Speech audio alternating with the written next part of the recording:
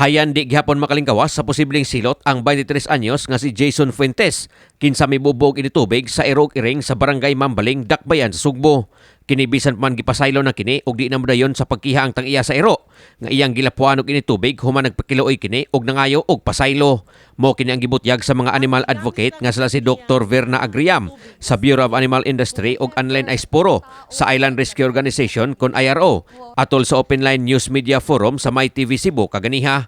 Matod nila nga ang pagpasaka og kaso sa Police Station 11 sa Cebu City Police Office CCPO batok ang Fuentes pagpakita lang ang mga tubang ngayon og kaso. Ang sibisan kinsa nga mudagmal og hayupan partikular na iro og iring.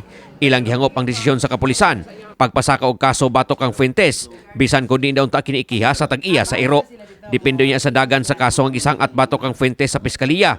Mahimo ra gyud nga sila unya ang mobarog nga complainant batok kang Fuentes. Kininunot usab sa pag-angkon ni Fuentes sa kapulisan ug ingon man sa mga tigbalita nga iya gyud nga buuan og initubig ang Irog Iring gumikan sa kalagot niya partikular na sa iro nga giingong mihambat kaniya. Gihimong sumbanan ni Agriam ug Aispuro ang usa ka seaman nga ilang napapreso kaniadto gumikan sa pag-angkon ini nga nakapatay og usa ka iro.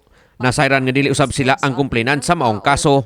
Ubay-ubay na usab sila og napapreso nga mga individual nga nakalapas sa Republic Act 8485 kon Animal Welfare Act of 1998. Actually, ang gigamit lang gyud niya na tubig was init. Kung unta ang iya gigamit is tap water or bugnaw na tubig, it wouldn't have been an abuse. No? Because basically dili man good rights ang ato ang kuan sa animals. We don't have animal rights. We have animal welfare. Meaning lang yun, ana, is ayaw lang sila pasakit period. Walay pain, walay suffering. Yun ana, tana siya kasimple. So, what mo na, dili ni mo pwedeng badlongon ang iro. Dili ni mo pwedeng disiplinahon ang iro.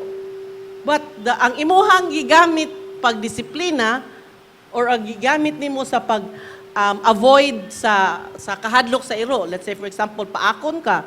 Ang imong gigamit sa pagpahawa sa iro is what is important to us. Actually, yun ang mga challenges ng IRO nung kanang mag-file ng case. Nung nandun na magfa-file ng case, magba-back out kaagad ang complainant kasi ayaw nila na ng gulo, 'di ba? Neighbor nila, pasensya na lang, ganyan. Pero sa case na to, I think i-continue ng Mambaling Police Station and so happy nga i-continue ng Mambaling Police Station yung case doon sa 23 years old. So I'm happy nga I'm one man sa nag-train sa Mambaling Station about the animal welfare, about how to file a case. So I think nasa station na ang pag-file ang case. And then in that case, no, in case lang na wala siya na file ng police station, IRO man, pwede mag-take over as long as makakuha lang kami affidavit doon sa owner nga siya yung witness. Sa mosunod nga mga adlaw gipahibaw usab sa IRO nga doon na sila pasakaan og kaso sa nitubong massive poisoning sa mga iro sa Dakbayan sa Naga. Kini aron pagpakita nga wa sila magtiaw sa ilang advokasya ngadto sa mga iro og iring ang gidagmalan sa katawhan. Pagpasabot nga Aispuro nga di gyud sala sa mga iro nga naa sila sa kadlanan gumikan kay gabandonar sila ug wa natagda sa ilang mga tag-iya. Subling pahimangno ni Aispuro sa katawhan nga di nilang gyud magbuhi og iro og iring kung di gyud kaya kini nga atimanon sama sa paghatag og pinuy-anan og ingon man pagkaon. There's nothing wrong kung sobra pa man 100 ang iyong alaga as long as ma-maintain mo yung needs nila, okay? From food, medicine, good shelter, and good surroundings. Ngano ang baby ni impose nimo? Wala. You made it. So, the decision was made. You decided to get a dog.